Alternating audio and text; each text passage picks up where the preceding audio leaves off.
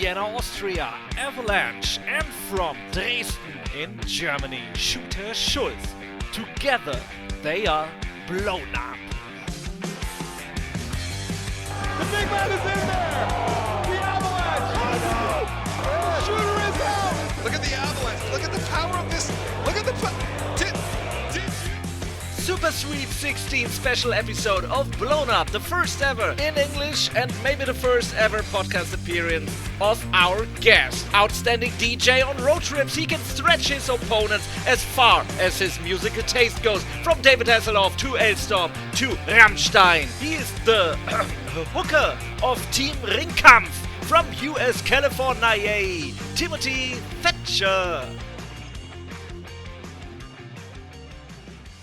Hello and welcome to episode 16 of Blown Up. My name is AVALANCHE Robert Dreissker, and with me, the beautiful Felix Shooter Schulz. Hello Felix, how are you? Hello Robert, hello English-speaking audience. My name is, how Robert said, Felix Shooter Schulz. This is Blown Up, our wrestling podcast. It's episode 16, but it's the first episode in English. And before we do anything else, we want to apologize. English is not our native language, both of us, so if there's a word wrong here and there, so be it. So Robert, since our English sucked, we thought it would be a great idea to do an English podcast. Yeah, and the thing is, normally this is a German podcast, right? We know it. Me and the good old Bertel here did like 15 episodes of it already, and the wrestling world is not just German. We had to realize that ourselves at some point, that there are so many interesting people out there that have interesting stories to tell. That's why we switched to English and will continue doing so once in a while. Yeah, so to our German-speaking audience, don't get crazy right away. We will be back in German for sure. Right. But if you want to know what some English-speaking guests have to say, you have to work on your English, guys. You have to work on it. It's important. Yeah, English is very important in the world of wrestling. Yeah, and, well, also in the real world, to be honest. So, Robert, what's going on with you? How's your day? What will happen later today?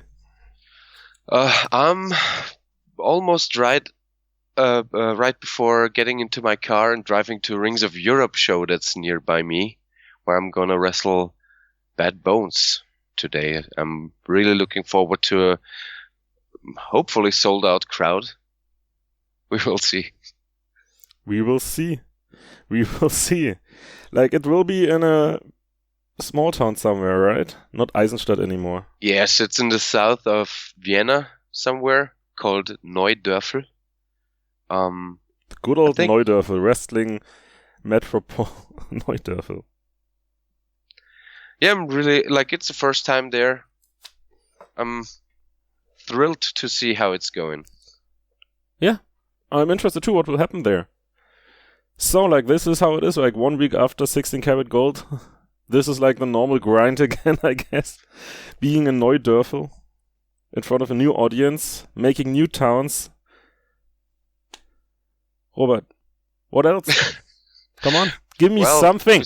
Besides that, I can't really say anything. I'm amazed how fast the last week went by. It's crazy. I even tweeted it out yesterday. I can't believe it's already Friday again.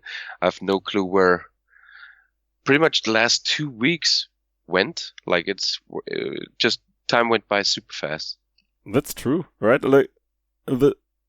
Thursday till Sunday and of 16 Karat Gold, like that, it was over.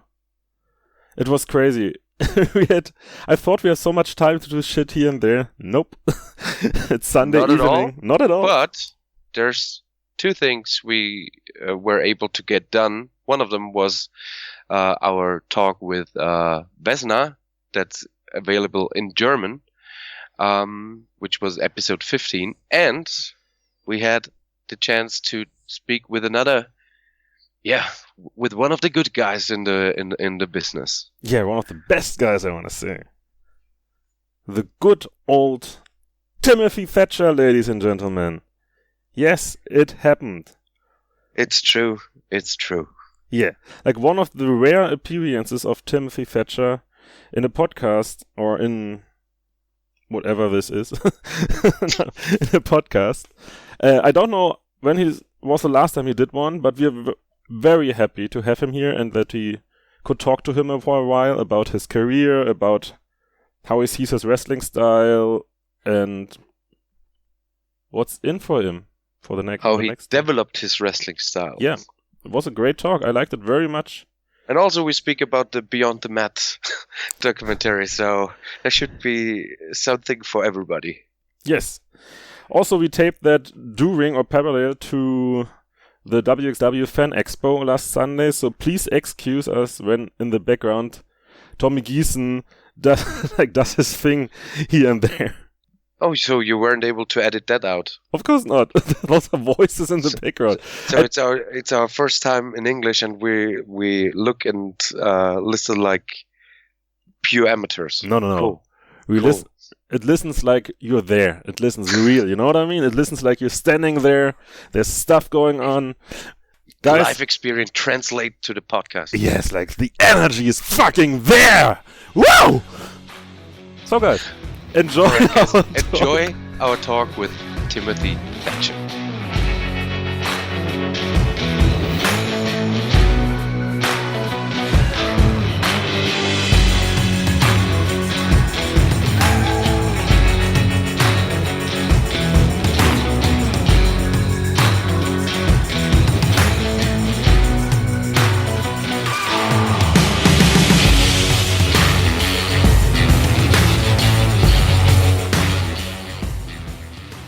Oh no, you're gonna like a cage. This is our entire thing. Yeah, that's good. That's all we. What's my rating? How much do people not like me? What did Obermacker say to you? Timothy Thatcher. I don't even know who that is. Oh, it's pretty high. It's 8.6. Wow, there you go. What does Bob Holly have? I think 5 something. Don't think. See, right there, there's already a flaw. How can I be that much higher than Bob Holly? Bob Holly. People don't appreciate the guys. 5.08. Oh, geez. How about like Greg the Hammer Valentine? I've been watching a lot of Greg Valentine matches lately. See you in your work. Greg. Yeah. Valentine. It's great. He just beats up people. That's all he does. It's awesome. And then the babyface makes a big comeback. That's literally the entire match. It's awesome. Greg Valentine is 6.46. Yeah, that's definitely flawed. I love the lariat to the floor, to the guy on the floor. Pulls it up. Bop. Yeah, and he does the big running one on the ground. Yeah, it is really cool. But I've never seen anybody doing it where, Yeah, it slams him on the ground. He takes off from the ropes, winds the arm up, and just gives the big club. So, never seen anyone do it. Story. Okay, hopefully it is recording now because story. My first year wrestling, I teamed with, we started training the exact same day and our first match was against each other. A guy named Drake Frost. And big old dude in California, real good, man. So much fun to wrestle and all this stuff, but he never really got out of California and all this stuff. Various things in life take its toll as it does. He still wrestles to this day in Sacramento and some other Bay Area stuff, which is real cool.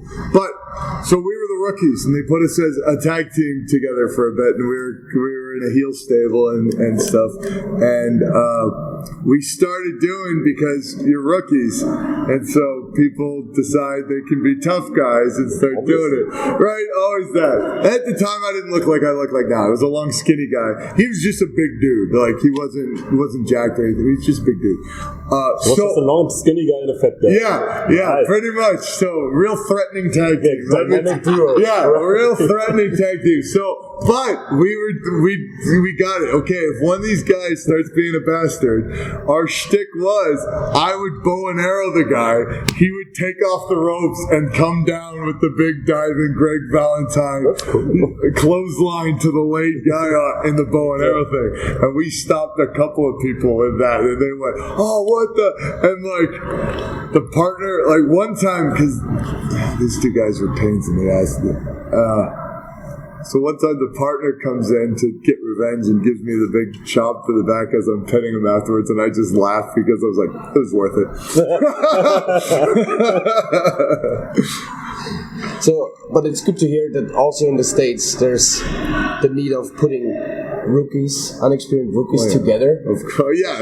Putting them together and then being assholes. Yeah, right. And you got. I mean, I guess that's part of the deal. I guess I don't know. And like in my experience, the ones that are always jerks to the new guys are always guys that aren't anybody anyway. So it's and they're still at the same spot that they're at, and they're still dicks, and like no one cares. I don't.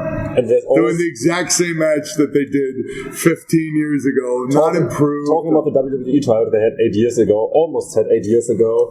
Yeah, but something came. Yeah, but after they went to it and quit from the cardio on the first day, they go, WWE's not for me. It's not for everybody. It's like, well, yeah, because you can't do a push-up. Wow, who would have known? Anyway, I want to be. Sorry, I would like to be. Now we'll see where this goes, and maybe this will antagonize you because I don't want to put this out there. But I try to be positive on the very few things I do because we need to have more positivity. But Lord knows, there's a lot of stuff in wrestling that makes me very, very angry. Yeah, we know that. We know that. But you're right. We don't want to be like here, just like talk shit about others. Yeah. When did you start training? I started 2005, right? Yeah, 2005 is when I started training, and I wasn't planning on being a pro wrestler. I was just gonna. I noticed that you were supposed to become a referee. Yes, that's all I was going to do. That's not for everybody, man. I know. I'll tell you that. I loved refereeing. Honestly, I think I was a better referee than I was a wrestler. Because, refereeing is great. Because, as I said, I was a long ski guy, so I didn't look like it. I was taller than all the guys wrestling, but I didn't look like anything. But I loved refereeing. It was so much fun because you got to be out there, you got to be part of it. And, yeah, it was real good, man. I had a lot of fun being a referee. I'm jealous, Schulz. I'm jealous. So how did it get to the point you became a wrestler? Did you I guess you did the basic training? Sure. So did you outshine everybody else in your class? Or? I wouldn't say outshine. So here's how the story goes. I'll give you the story that was in my head at the time, and then the story what was actually the truth and what I realized not too long after it. The story was I wrote for a newspaper in Sacramento. I was a journalism major at university. And I was told to do a story on local business. And Supreme Pro Wrestling is a Sacramento independent company that I was going to their shows all the time. And they'd been around for 4 years. So I said, local business, I'm doing it on them. That's cool. So I talked to the guys and I was like, I'm coming to shows anyways. And I didn't want to keep paying. So can I help out? And they're like, you set up the ring. We need referees at this time. And I'm like, that's amazing. I will be a referee. They're like, that's fine, but you got to come to all the training and do everything the same that the wrestlers do. I said, no problem. I'll do it. And then after about 9 months of that, I was being a referee. I was doing independent shows in California, just refereeing, having a great old time. After about 9 months, my trainer came to me and said, who's the big ugly JD Bishop, who is great trainer to start you off. The basics, get you sorted right off the bat. And he was always one to say, okay, this is just a base thing. You need to go out now and learn more things and follow and go different places and learn from different people. He's like, I'm just starting you. That's a very good attitude. Yeah, it's wonderful. And it's, once again, a wonderful place to start. But after 9 months, he said, you're going to have 8 months, because I had my first match in September. So 8 months, he said, you're going to have your first match next month. And I said, excuse me? And he said, yeah, you're figuring this out too well. I think you're going to be a wrestler. So the romantic version is I feel like, he saw how much effort I'm putting in. I got talent. Maybe he sees something in me. He wants me to be a wrestler. Okay, if he believes in me, then I should give this the best shot I have. The real reason was because as a referee, I only had to pay $25 a month to train, but as a professional wrestler, I had to pay $100 a month. And I was coming to every single training, so he's like, I can get more money out of this guy easily because he's doing the same that the other guys are paying. There's much to learn from this gentleman. I didn't see that coming. So that's right, pro wrestling at the same point. Hey man, we gotta make money. But still, $100 a month is okay. Yeah, no, it was fine. Yeah. Like once again, compared to so many other places, especially around the one. Yeah, no. Isn't it very common in the States? So you pay like $5,000 in advance. Sure. And then you are just part of the training school. Sure. However, how long it takes to get something. Yeah, there's a lot of that stuff, or there's a lot of ones that pay you for the level that you're on. So All Pro Wrestling, which is the independent company school that they have in Beyond the Mat, was in Hayward, which is like San Francisco area. Yeah. So that was the mainstay of Northern California independent wrestling, was All Pro Wrestling. Their thing was, it's like I think it was I don't know the exact number, but it's like it ends up being like it's $1,000 for a level. So they have a beginning level, they have an intermediate level, and they have advanced level. They are the ones that promote you to the next one, and then you would have to pay it again if you didn't advance up. So they would just keep everyone at intermediate unless they really thought they could do something with them, and then they promote them up to advance. So some people are still paying this every single year, or every single change. I don't even know if it was a year. Maybe it could have even been 6 months that they did it. You know, I don't remember the full thing, but they were the ones that made in California, they were the ones that made the model of the big upfront down payment, and then this for each level, and then so they made tons of money off of that. And there's a lot of places in the U.S. too that it's everything up front. Good luck, you know. Yeah. And you know, but every place is different because Lord knows now at this point there's a billion schools in the U.S. everywhere. So. Who were like the big guys in California at the time you started there being active? There weren't Joe, I guess? Well, yeah, so Southern California at the time. So it's all based on, at that time, people getting known was based on DVD distribution. Yes. So Southern California was good at filming shows and getting them out there. So SoCal guys were known. So like Samoa Joe was there, Christopher Daniels was there, Joey Ryan, I'm trying to think. How about Scorpio Sky? Yep, Scorpio Sky was there.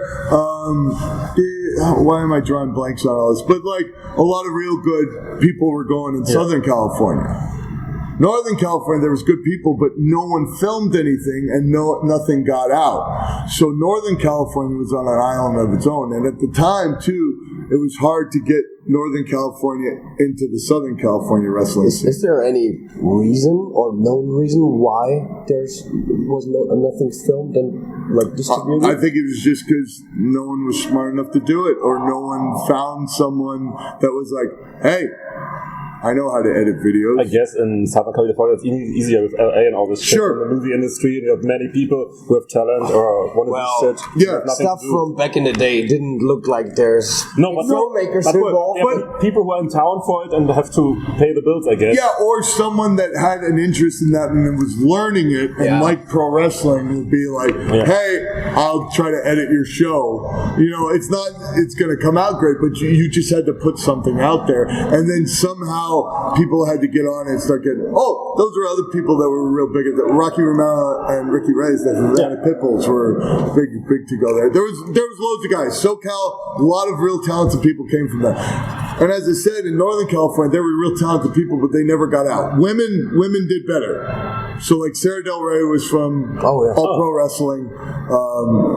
Melissa Anderson, like a lot of the women that wrestled ended up going lots of places. But guys, it was hard. The only ones that really got out that were from Northern California was Michael Modest and Donovan Morgan, because they ended up with a good big Noah run at least. Yeah. So they Mike Modest was almost signed by WWE. Yeah, he's also the guy they talk about in Beyond the Mat as well. Yeah. He's that guy as well. But he was an Undertaker in real life. Oh yeah, that's right. They showed he was working at the mortuary at the time they were filming the documentary. That's correct. So like those guys were like the most well-known NorCal guys, and then All Pro Wrestling convinced American Dragon to move there for a while and try to be the head trainer. But then Dragon left because they opened the New Japan Dojo in LA. Yeah. So Dragon then left All Pro Wrestling and went down to, and you want to talk about a class? That first class that was in the Inoki Dojo when they opened in LA originally was American Dragon Bryan Danielson, Samoa Joe, TJ Perkins, Ricky Reyes, Rocky Romero, and a guy named Bobby Quance, who was awesome, but he was a NorCal guy, maybe middle, he was in between the both, but he was trained at All Pro Wrestling, and he was so good, but for some reason he never, I think, once he started getting East Coast stuff and people started really getting to know him, he went and joined the Navy or something like that. He left wrestling completely. But he was a real talent. Oh, and Chad Collier, I think, was the other one. Wow. It was a hell of a list that was that was the initial class in the first Inoki Dojo, and it was like, that's kind of... Yeah, but how was the scene back where you did this? Like speaking of the New Japan Dojo, you've been there as well. Yes. Story with that. So that class of amazing talent that I just have listed was followed has left by this point. New Japan has pulled out pretty much all connections with the dojo at this point. It's being run by Simon Inoki, who is Inoki's son. But I don't know. It just stayed open because it stayed open, and they got some lucha guys to kind of run the training, and the people that were living there never really became anything. Yeah. Or that. The only one that came out of that run. No. Fergal was before that. I think he was in between the 2 points. Oh, so Prince Devitt. Yeah. Everybody who doesn't know him. Yeah, or Finn Balor, or whatever. Whom, however you know the man. Prince Devitt, Fergal Devitt, Finn Balor, whatever. Demon King. Yeah. But I think he was the second one after that amazing group. But anyways, but down the line a bit, these lucha guys took over. And the only one that they were, at the time, the show that I went down and did was Alex Kozlov, who was Rocky Romero's partner. Yeah. And they were Hooligans. Yeah, the Hooligans. Forever. They were here. Yeah. A couple of years back. So there you go. So does anybody know where he is? He left wrestling. Okay. He left It was around the time that the Forever Hooligans wrestled myself and another wonderful mentor of mine named Oliver John in a tag match in LA. We were supposed to have a rematch the next time. Kozlov didn't show up, or he canceled. So it was Rocky Romero and Joey Ryan the second time, and then like a month later, Kozlov said he had left wrestling. So. I think we put them out of wrestling. No fucking way. I'm not doing this shit again. Because at the time, Oliver John, I'm going to jump around a lot. I'll get back to the Inoki story, the Inoki Dojo story. I'm going to jump around because that's how the thought process works. But Oliver John, tremendous talent. Amazing. Like, he is a huge reason why I wrestle the way I do today. Ollie was so good. He always looked jacked and gills. Incredible charisma, like believable. He would beat the holy hell out of people, and like he could control a crowd so well. And so we were doing this super old school tag team because at the time we had gotten frustrated with how independent wrestling was, and we were like, we're not going to do any of that. We're going to do what we want to do. So they put us for this company called the Wrestling Cares Organization in Southern California, which Les Thatcher and Nigel McGuinness were kind of booking for as the shopping trolley goes by to make sure we get plenty of sound on that. It's live, folks. It's live. No way. Our thought process was, okay, we're just gonna maul the guy, and every time we cover him, it's 3 covers minimum directly into a submission hold. So we are steamrolling Alex Kozlov in this tag match, and he is out of breath because every time we put him down, we cover him 3 times he's going to kick out, and we immediately lock him in a big hole. And we're picking him up and slamming him in our corner because we're completely cutting the ring off. So this was the basis of our tag team. So I think the second time around, he's like, I don't want to do that. And Oliver at the time was real huge and so strong. So like he would try, nope, he's going to put you wherever you're going to go. So anyways, back to the Inoki Dojo when we went down. See, I circle around. I keep the train of thought. So by this time, a lot of stuff had fallen through. A guy named Dave Marquez, who has been involved in wrestling forever, but it's just because he likes to produce TV shows. Yes. And it's his way in to always have a TV show. So always he's doing some sort of wrestling TV show. So at the time, he was in charge of doing the Inoki Dojo shows. They wanted to run a TV product. And so they were running every week. So they needed bodies to make their guys look good. So they just called up our trainer and said, hey, bring a car down of guys and we'll put them in matches. Cool. So we drove down. Car of us goes down. It was my first year wrestling. Car of us drives down. And we wrestled in the Inoki Dojo for this TV. And there were 8 people there. So in attendance. Yeah, big time TV. That sounds like a great Eddie Steinblock show, right? Let me tell you, driving 7.5 hours. Wow. For the wrestle in front of 8 people, the big leagues, yeah. And then turn around and drive right back. Oh, great! Did you start with this technician style of wrestling, or did you have the phase where you felt like doing the indie stuff from those days? So I was always drawn to that kind of wrestling. The 2 things that I always equate that always stuck in my head, even because, as I said, I didn't think I was going to be a pro wrestler. But there were 2 matches that always were in my head that when I saw them, I kind of like, oh, this is how this is supposed to be. The first one was Ric Flair versus Lord Steven Regal on WCW TV. They did a Europeans rounds match, but they did 1 round a week. So they would just do 5 minutes, but it would be 5 minutes of straight wrestling, real athletic stuff, and then at the end, if they didn't have a fall until the very last one.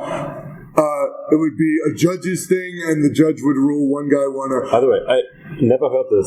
This exists? Yeah, it's called awesome. It's called the Marcus of Queensberry Rules Challenge. It's literally right before Hulk Hogan gets in, because after Flair wins the whole thing, he challenges Hogan because Flair was the world champ at the time, and Regal was the TV champ. Yeah, it was on the Saturday morning show that came on, it was there. And, I really liked wrestling as a kid, but, I don't know, because you're a kid, you kind of go more for WWF, right? Because it's, that you equate that to wrestling, right? WCW is wrestling, too. That's cool, but, no, WWF is the best because that's just kind of what's in your head, right? So I was, 11 at the time this happened. I think it was 94. So, but when I saw the first one, I'm like, I have to watch this every week. So I made sure I watched the WCW show every week because I wanted to see this whole thing. And that, being 11 at the time and that standing out is an odd thing. Then later on, for All Pro Wrestling, they did the King of Indies tournament, which was which ended up being the inspiration for Ring of Honor, because they brought in guys from all over and just had a big super independent tournament. Yeah. So all the guys that were kind of known on the indies came in and did it. And the first match I saw in that was American Brian Danielson versus Doug Williams.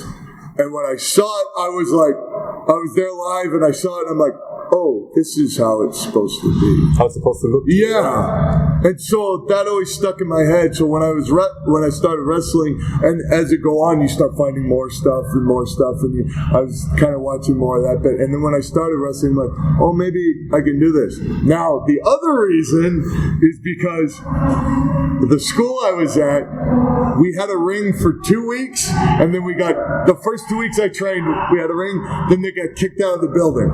So the rest of my training was in my trainer's garage, just on mats. Okay. So you're not practicing running the ropes, you're not practicing high spots, you're practicing strikes, you're practicing holds, and you're practicing selling. That's pretty much what our training was all the way up until I started wrestling. That's pretty much what wrestling is. Yeah, exactly. Yeah. So It worked out for me. But when I started wrestling, no, I listened to people more. Okay, you got to do some of this stuff in your match. Okay, I try to do it. Or how I would go about the technical wrestling. Oh, it's supposed to be like this, so I tried to do that, and it looked awful, and it didn't do me any favors. So, like, when do you think you got it figured out how to do this wrestling on a way that's also super entertaining for the people, and like that mixes the great technician side and the entertainment part? It was down the way a bit. I had pretty much the way that I was trying to do technical wrestling was I was trying to steal like Johnny Saint spots or things like that, you know. But I'm not him. I'm a lumbering individual, so it didn't look good, you know. It looked awful, and then finally it was. I did a thing in FCW at the time, and Norman Smiley saw me doing it. So Florida Championship Wrestling. Yeah, the Florida Championship Wrestling. So there, which used to be the farm league for WWE before the big performance center got built and NXT invented.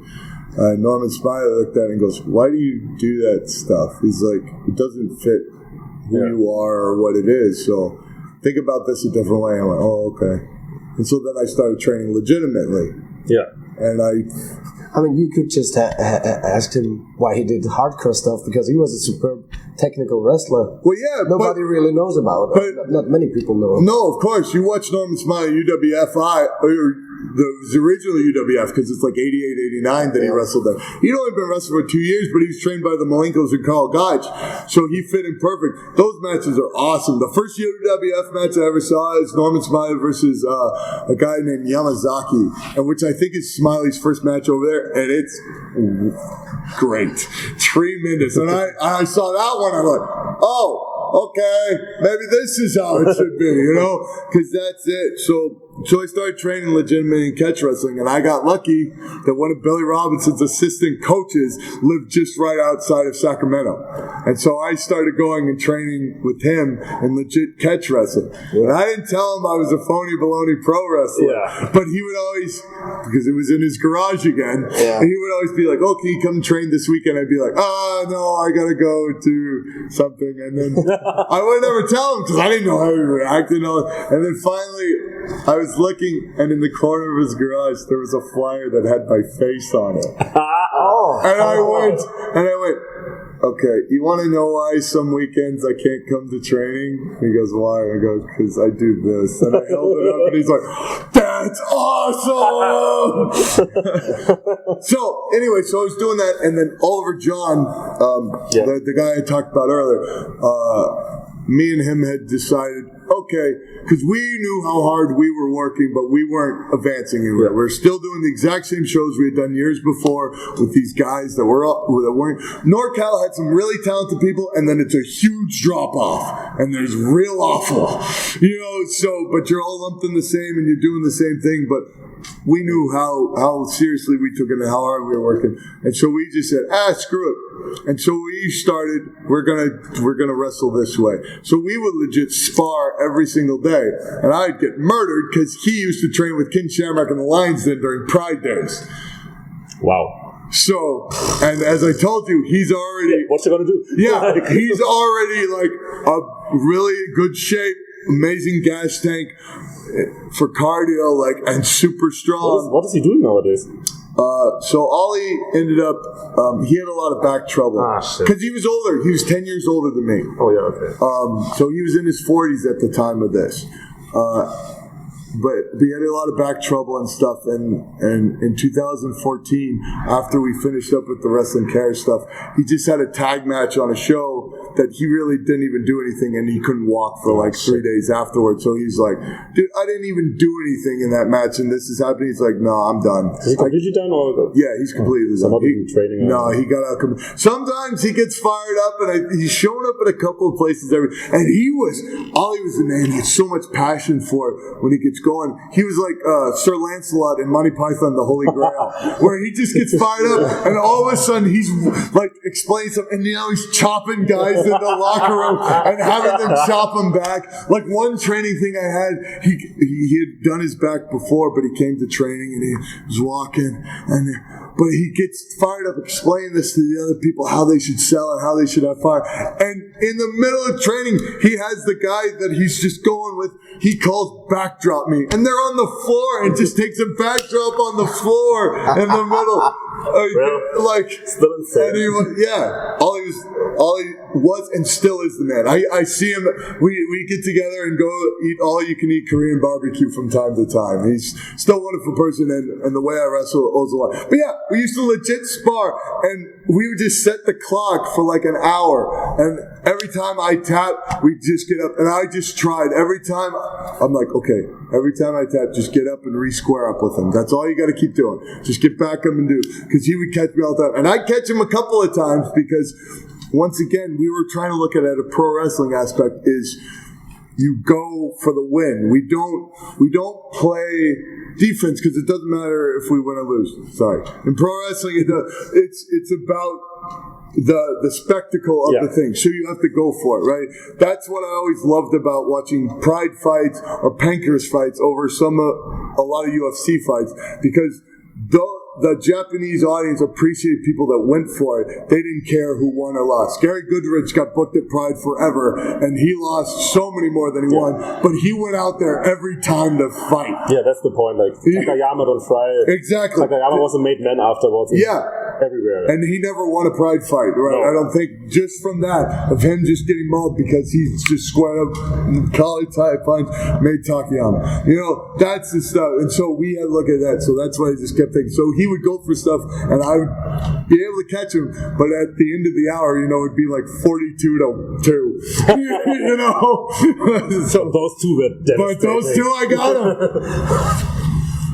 So, since you changed your style to more, whatever I got. Grounded. No, not flawed, but like, to a more mat-based style. Sure. Like your first show for wXw was an Ambition, if I'm not. Yes, sir. Not wrong. Oh, how did this happen? Yeah. How did Felix Kohlenberg find you? He didn't. I found him. Okay. So the story with that is,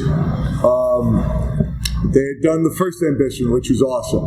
It had American Dragon, Bryan Danielson in it, T.J. Perkins, Zack Sabre, Tommy End, Johnny Moss, John Ryan. X-Men, I think. X-Men was in the first one, probably. I don't remember the whole but it was great. And that tournament was really well done, and it was well received. Was it really? Was it also that was the best one, but I think it was because it was during the time period that Dragon was fired from WWE for like the 3 weeks. Oh, that could be, yeah. Yeah, he would. Yeah. Sorry. We're speaking about the first one, not the one I was. I think that was the Tommy and Tommy and Bryan Danielson. Yeah, that's the first round, and then it was Dragon TJ in the TJ Perkins in the second, and then the finals was Dragon and Johnny Moss. Anyway, you're right. That was the one when he was fired from WWE for a while. Yeah. So I mean, it was well received because people came to that one, but probably because of him. But the fans seemed to respond well to it. Yeah. And I was like, someone in this modern age is still doing this stuff, because it had died off in Japan pretty much at that point. I think. I think it almost died in wXw after the first try as well. The second one, because then they did a second one that they brought in Munenori Sawa, who is Mr. Ishikawa's student for Battle Arts, and Sato from he wrestles for All Japan now, but he's a Pancras guy. And that tournament I thought was awesome, but no one came to it. Yeah, that's true. So the third one, they were giving it one more go, and the third one was the one I was in. And because I had seen those, so I contacted Felix and I said, please, there's no place that is still promoting this. Now, if you guys believe in this style, this is what I want to do. I want to wrestle like this. This is how I want to do. So I'm like, I really try to do some of this stuff too in my regular matches, you know. So I really want to be a part of this. If there's any way I could. And Felix said, send me some of your stuff. And so I sent it to him, and he goes, oh yeah, sure, you're in. But once again, no one came to it. So that was the end of that. But then they started putting Ambition on the festival shows. Yeah. So either an afternoon show on Tag League, or at the time it was World Triangle League, I think, and then or Carat. and now people come, and now it can be a fun thing, and like the people get into it, and it's great because it's a hard sell. I understand, like that's the thing. I try not to get on my horse and preach too much about pro wrestling because all the pro wrestling that I love near and dear all went out of business. It doesn't exist anymore. There has to be a reason for it. Now, whether it's because I'm completely out of touch or it's such a niche thing or it's just the time has passed. Yeah, sometimes the zeitgeist is just not right for it. Yeah, so whatever the case may be, but in the sense, what I hold dear to pro wrestling, I understand that it does not do well business anymore. So, anytime that a place celebrates that, I am so grateful. Do you think it's taking off now? Because I think, maybe not taking off, but I think it's now, like, people like it. It's like UK does it more again. I think, is it, it's not, it has like a cult following, I think, right? Yeah, I think so, but punk rock. Yeah. Small, but like very small. passionate. Yeah, very small, well, that's how I based my whole, once me and Oliver started training together, I got to the fact of like, I'm like, okay, I'm going to be as complete polarizing as possible. I'm going to try to have zero personality. I'm going to do matches that I just want. At the time in California, I got rid of ring music. I wouldn't do interviews. I literally told, because I'm working for these companies anyways, they're not going to sack me. I've been there forever, and it's not, so I can call the shots because they trust. I was one of the guys doing well. Try shit out. Yeah, so I said, okay, I'm going to literally try to be the world's most boringest wrestler. I want no personality, no music. Don't involve me in angles. Don't have me do interviews. Nothing. I just want to have my mat-based style match and then leave, and that be it. And if I still can get over doing that, people still care about me doing that, then great. Or they hate me completely. There's no middle ground. Yeah. And that was my complete indie run when I started working on East Coast and stuff like that. And I think to this day, I still, maybe, it's changed a little bit because, you know, times change. I'm not trying to be as harsh anymore because that's what I was doing to try to get noticed. Yeah. I'm going to be as different from everyone as possible. But I don't want people to feel real stuff. And it's that. People are really passionate and super behind me, or they really think I'm the worst wrestler ever. That's it. There's no middle ground. No one's like, you know, it's despise me or that stuff. So I think now with that stuff, I don't know. I think there's not enough people that really know how to do the style properly. Yeah. And that's the thing. For it to have longevity, you're going to need a wider cast of characters than what's available now. But I think what helps is right now that in WWE and NXT there are people who are coming over from MMA who make it easier to understand this style of wrestling. They do it still very entertainingly. Sure. But I think this base is there. Sure. There's certain people, and that's the genius of certain people. Like, that's why Matt Riddle's a superstar. Yeah. Because he was able to, because he believes the same that I believe about wrestling, but he's smart and picks his battles. And he's an incredibly charismatic guy, like, and all this stuff. And he's able to bring that to the masses. That's why Zack Sabre Sr. is the greatest technical wrestler going today. Because he's able to give it to the masses. And he figured out how to make all that stuff. I did not. I was a stubborn bastard, and you can say motherfucker. Yeah. All right. I was real stubborn, and I sometimes would just get upset and like, oh, you don't like that, huh? Okay, I'm going to make it even worse for you. And I alienated a lot of people. And I felt like, because Oliver John and I, that was our stuff that we wanted to do, is we wanted to bring it back to more just, it's just solid pro wrestling. I try to describe it as, it's either no bullshit wrestling or it's minimalist pro wrestling where you do simple things, but you do it with full intensity and full vigor. And that's my favorite kind of wrestling. And that's what we're trying to do. And I apologize to Ollie after he left and like all the time we'd spent together, because in the middle of that Evolve run, it was partly because I wanted to become a legitimate heel, because you don't become a heel with doing dick stuff anymore. People just act like you are and they go, oh, he's such a good heel. I want people to legit hate me. But isn't it also the case because that so many guys don't want to be real heels? Yeah, it's hard. No, but like many heels, at least that's what the feeling I have, don't really want to be heels. They are heels, but they want to be the cool. Yeah, they want to be the good, cool, don't care about it, guys. They want to be able to sell T-shirts afterwards. Exactly. That's the thing. That's the direction. And that's you know, whatever, because people don't take risks in that aspect. I took a huge risk in the way that I went about when I made the decision, when we talked about like, okay, I'm going to do. But anyways, but what I felt like I had let Ollie down because I think I had pushed people away from the style more than I brought him in. And he's like, no, man, you do what you do. He's like, you're doing something. You've built a legit emotion because at the end of the day, that's what we're trying to do. Because a lot of stuff, honestly, today in pro wrestling is not legit emotion. It's people do it because they think they're supposed to do it. It's like a ritual. Yeah. Sometimes it's like that's how it's supposed to be. That's how I do it. Yeah. Or this happened there, we want to recreate it. So we're going to act like that too. But we had this yesterday with the main event where they did the Bobby Guns chants again. Right.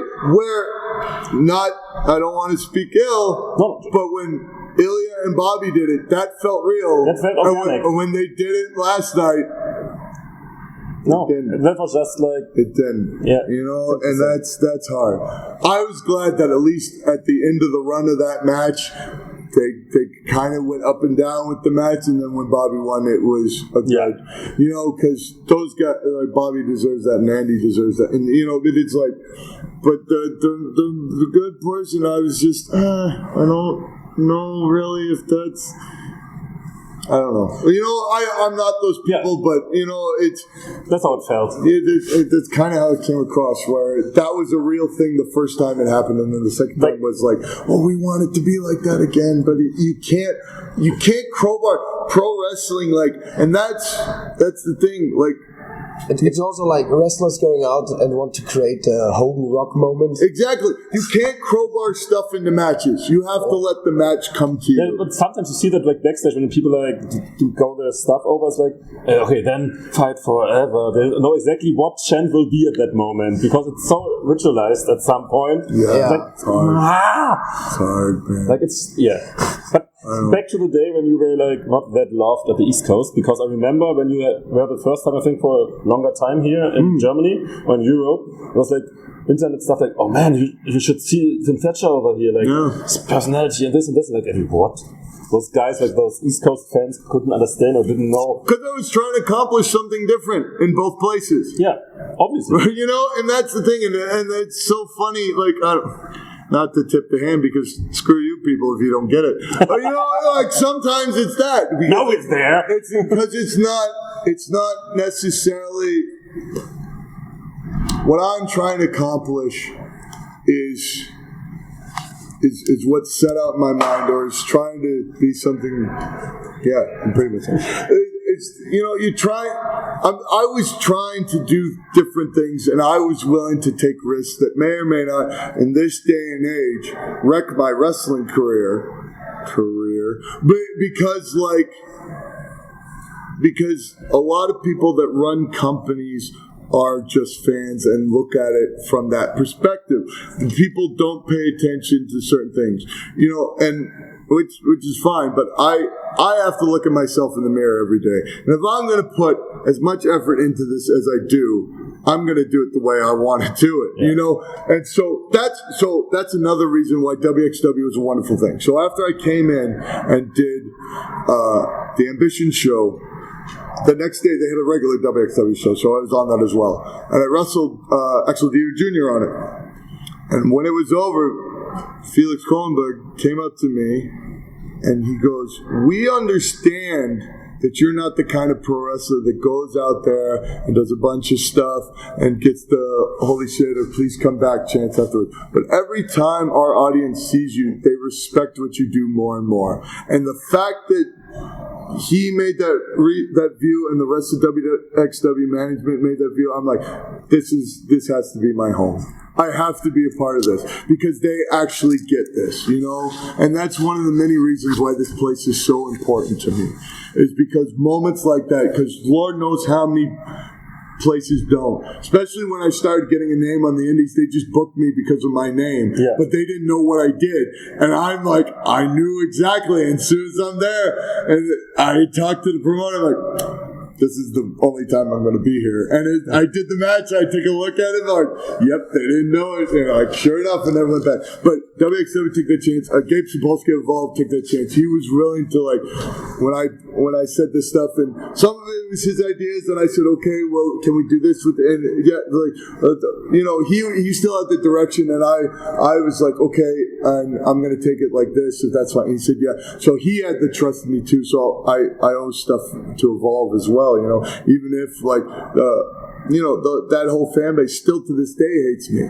It does, like, because I just did a few ones when I went back in between, team with Walter, and Walter, everyone loved, he's a big superstar at the time and that, but every time we did tag matches and stuff, they'd shit all over me and be up for Walter because I made them legit hate me, and it still is to this day. When I work WrestleMania this week, it's going to be, I was talking to Alan about it yesterday, I'm going to wrestle Hideki Suzuki on Josh Barnett's Bloodsport show, and it's going to be solid pro wrestling match, and there will be people that will be super into it, but it's not like running an Ambition show here where the audience is on board.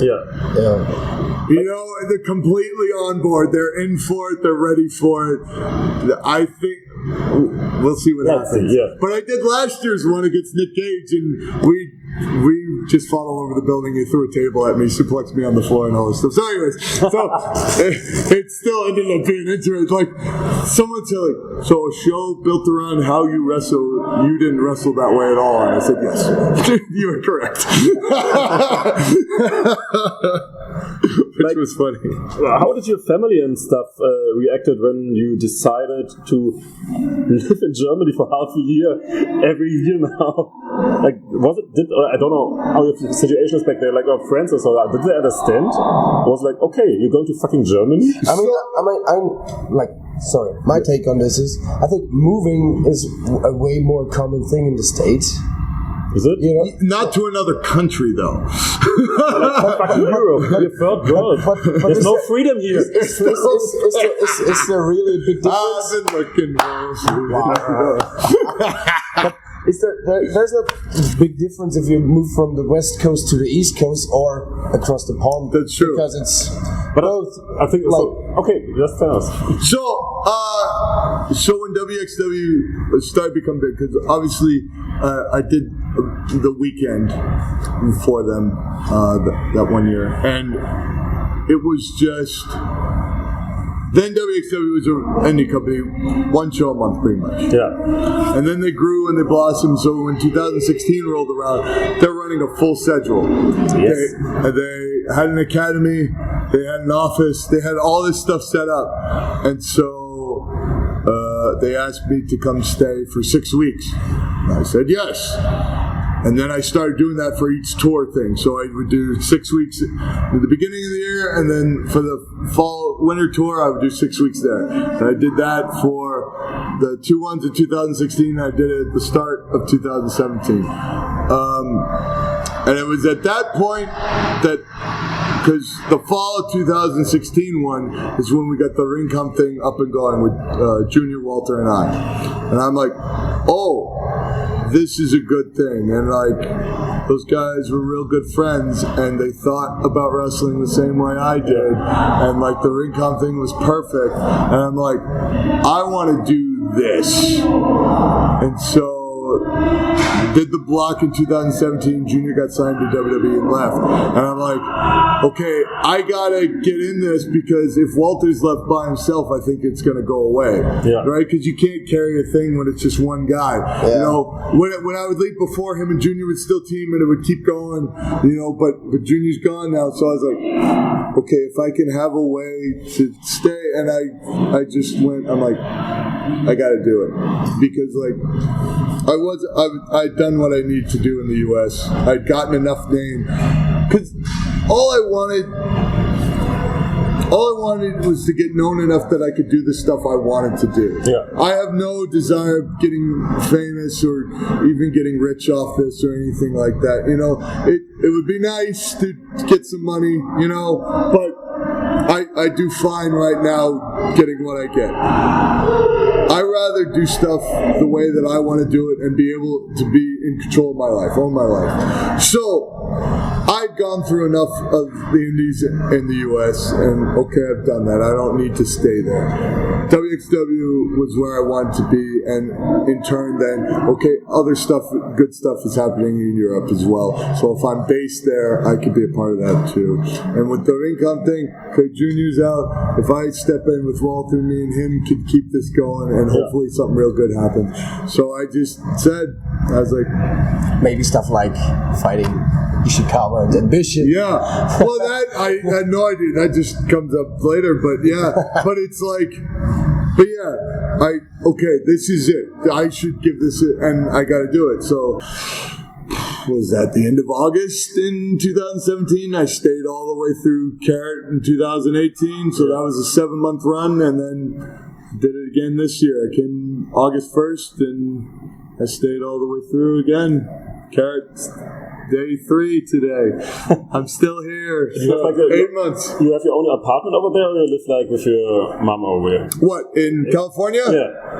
I don't know how it's... No, right now I don't. So when I made the decision that I was coming to Germany this long, I quit my proper job. I left my apartment. All my stuff is in my mom's garage. Nice. Like, that's where it's just all stuff. And thankfully, I'm not a guy that has a lot of stuff. So it's just there. When I go back to California,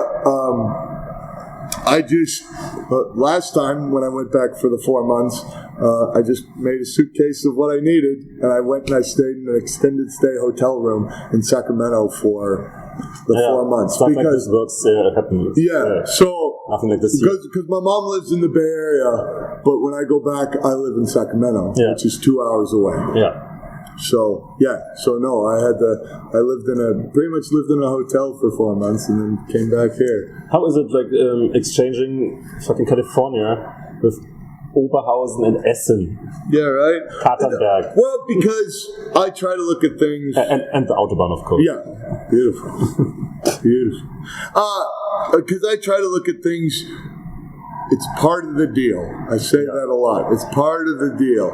So if I want to do this, if I want to be part of wXw and wrestle full time and have that be my gig and wrestle for wXw and work in England and Ireland or wherever else around here, this is what I have to do. I can't do that in California. It's not going to happen. So I take this, and then, as I said, last year I went back for 4 months in California, just to have a break, to kind of change stuff. I'm trying to build in my own off season. I'm trying to, maybe the body heals, maybe the mind heals. And I get a complete different outlook, and I live a complete different life. Maybe that can prolong this a little longer, Sounds healthy. So balance. Balance is so important to me, right? So important. It's good to hit stuff full on and be 100% committed, but there needs to be something else as well. You can't, no matter how good something is, if that's all you have, life gets real rough real quick. So balance is very important. So I don't mind it. It suits my purpose, Essen Kattenberg is my home for, it's okay. I mean, there's also guys coming in and being like, oh, such a beautiful district here, so... Yeah, because they're all insane. It's bullshit. Or it's not nice. I will tell you, it's peaceful. If I walk outside that apartment at nighttime, it's silent. You don't hear anything. No gunshots like in California. Yeah. No, I mean, to be fair, like... It's sirens going off all the time, constant cars going by, all this stuff. I mean, you make American jokes with it. Where I grew up is just outside of Oakland, in California. That's where my mom still lives. Yeah. I remember as a kid, because where we lived, the street we lived on, if you went left and onto the next street, there was like a place for people that had mental problems. And if you went right and you went left, there was a caravan park across the street from a halfway house. Wow. So, and I remember distinctly as a kid, that halfway house had a shootout with the police. And I just walked down to the corner and looked. And like as it's going on, and like my mom's like, nope, gotta go. Jesus. Like pulling back. So like it happens. It is, and like Wild West. Yeah, well, not as much, and Lord knows there's much rougher places and all this stuff. But this is something that happened. I remember this, like, just sort of how it is. How is the German perspective influencing your view on all this? Not just general life, maybe, because I think it's different. It is. I like the thing I really enjoy about Germany is people are straightforward. They're honest. They tell you to your face, that was awful. Yes, we're talking about Alex Buchholz here. Buchholz is the man. He's awesome. But it's great, honesty, straightforward. I'm not one, I don't fake, phony, baloney people I can't stand. It becomes very rare. And it's a very hard thing. And wrestling seems to attract a lot of people like that. But in Germany, everyone's still pretty much, where you stand at all times, and that's a wonderful thing. And that's something. Even if they don't tell you, right? Most of the time they do, though. That's the thing. Most of the time it happens. Sometimes they don't tell you and they just walk by you, but there's not a fake. There's never the guy that will shake your hand. How you doing, bro? So good to see you and all this stuff. And it's literally as soon as you walk by, it's fuck that guy. That doesn't. Well, there is Alex Buchholz, but that's a different thing. No, but he doesn't. He doesn't do the warm, cuddly thing to your face. Buchholz is straight to your face. So, once again, honesty. It's important. We all have our faults. We have to be honest about it. That's the key. And that's a wonderful thing. Okay, I have one question. Yes, sir. I'm going to ask you. Isn't it hard to live in this apartment with all those people around you, at many times? Extremely. Because, you have not much space or time for yourself. I'm a solitary person. Yeah, I know. I've lived by myself for a very long time. So Sometimes you don't kill everybody. Oh, it's real hard. I leave a lot. I try to avoid my schedule. I try to make opposite everyone. Yeah. So I miss people as much as possible. But once again, part of the deal. I mean, I could get an apartment, but I rather save as much money as possible. So because this will not go on forever. Yeah, it won't. And nothing does. And right now, my finances are completely split. For tax purposes and for me to get my permit here and everything, it's completely split. All the money I make in Europe stays in Europe. All the money I make in the U.S. stays in the U.S. No, there's no crossover. Yeah. So what I make here has to support everything I do here. Yes. So once again, as I said, I could get an apartment, but then that cuts into my Europe stuff, my Europe funds, and that makes it a smaller margin for me to take care of other stuff. So it's better. So whenever I can't. When I stop coming back or whatever happens, and I take that whole chunk finally and then sort out what needs to be sorted out legally with it and stuff, and it becomes, hopefully it's a decent sum. So part of the deal. Yeah, it's real rough sometimes, man. It's hard. It's not that people aren't nice that come through. It's the randoms, because you never know when someone new's coming in. You don't know who they are. You don't know. And some of them are real interested people with clashing personalities, and some are wonderful. And, it's a crapshoot, and that can be wearing, too. Also, it doesn't matter how good or how nice a person is, how great you get along. At some point, you just want to be alone. It's also like, if you have a girlfriend or a wife or whatever, at some point, you want to be alone and have some time with you for yourself. And as I said, I'm solitary. I'm usually, that's my usual state anyways, so it's a trying thing sometimes. So maybe get away from wrestling, all this stuff. You're an anime guy? I'm not an anime guy. You're becoming an anime guy. I enjoy certain ones very much. Berserk is by far my favorite. When I watched that, the 97 version, it was amazing. It was incredible. Wonderful storytelling, a lot of stuff. It really resonated with me, and I really enjoyed it. I then tried to watch, because they made 2016 and a 2017 version. I tried to watch those. We talked about this the other day. I couldn't get into it because the way they had it set up took away a lot of the great stuff about the original one, because it, once again, like a good pro wrestling match, it had time to let stuff settle, and there was a real emotional connection. It wasn't just stuff.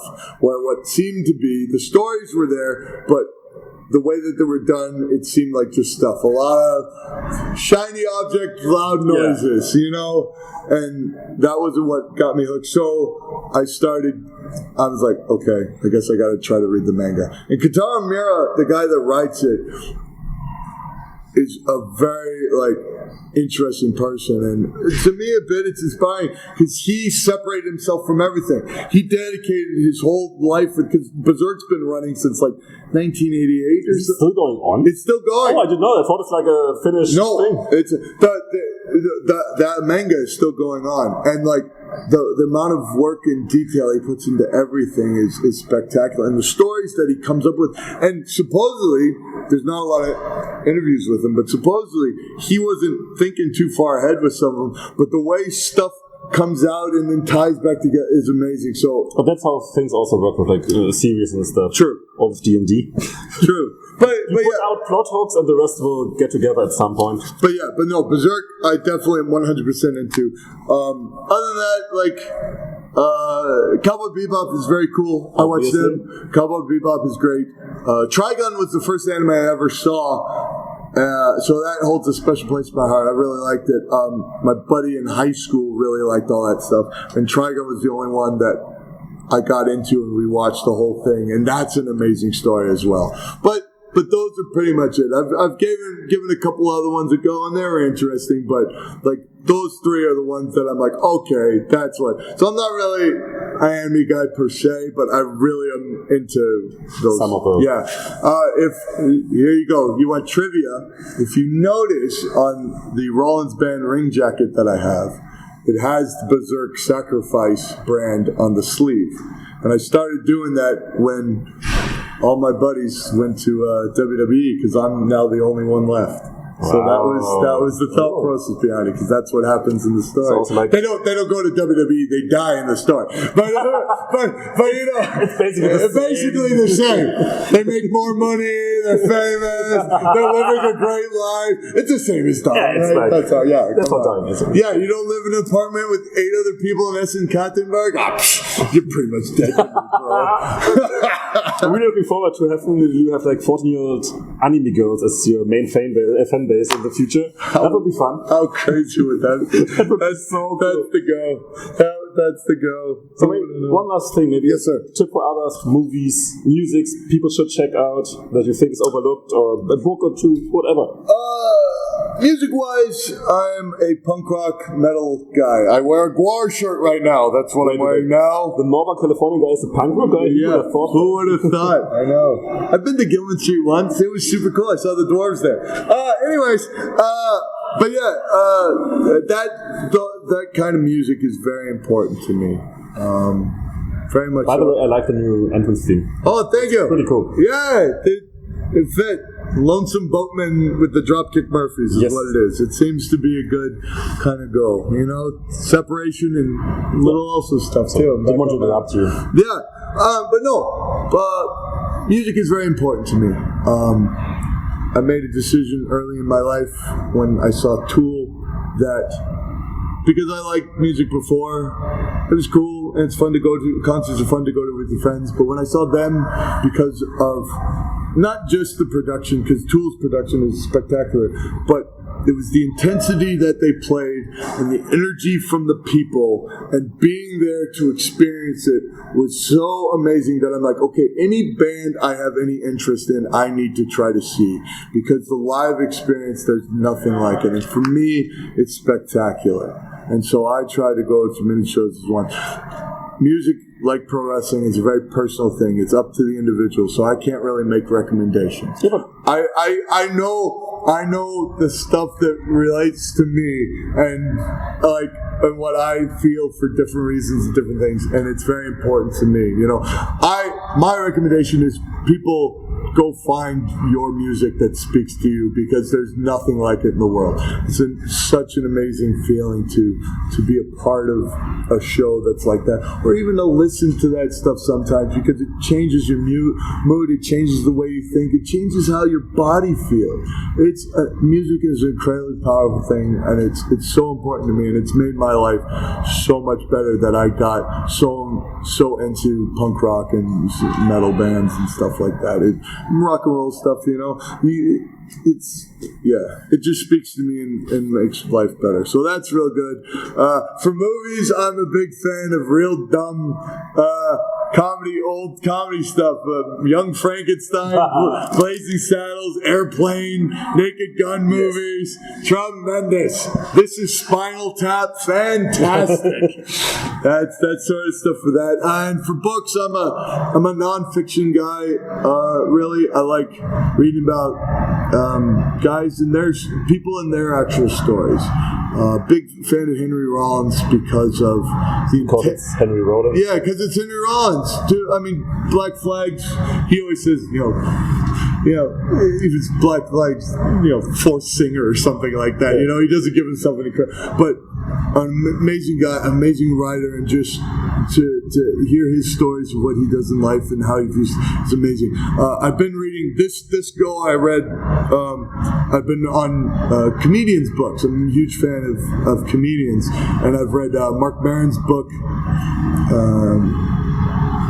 Norm Macdonald's book, which is kind of ridiculous, I guess, but it's funny, and Doug Stanhope's book. Oh, Doug Stanhope's story with Suicide with His Mother. That is insane. Yeah, that's his other book. I've seen that. I guess he has a bit of it. I've seen the special of that, and I have the album of it audio way too. I have a lot of that stuff on. Yeah, I got an old school iPod here. Look, this thing is amazing. Speaking of which, to love music, to love comedy, this is what it is, man. The old school iPod. It holds 120 gigs. I have it half full. So that shows how, and I walk with that all the time. That thing's spectacular. Then the fact they stopped making these things, I'm like very sad. But yeah, Stanhope, his other book is all about his mom and leading up to stuff like that. I read his second one, which is called "This Is Not Fame," which is also some that's very relatable to me. And thinking of those are the stuff that I very much enjoy. That gets me through the days here. Tim, thank you very much for your time. I think we have to get ready at some point. Yeah, at some point we have to go, do the wrestling show thing. So thank you very much for your time. Thank you, sir. Thank you, gentlemen. Hopefully Thank you for being our first English speaking. You're our way to international fame. There you go. I will alienate your entire audience now. I'm sorry. I hope we get some people from the East Coast listening to this podcast as well. Yeah, there you go. Well, make you big again. Don't worry. Make me big again. I don't think I need that. I think I'm all right. I think I'm doing okay. Thanks, Will.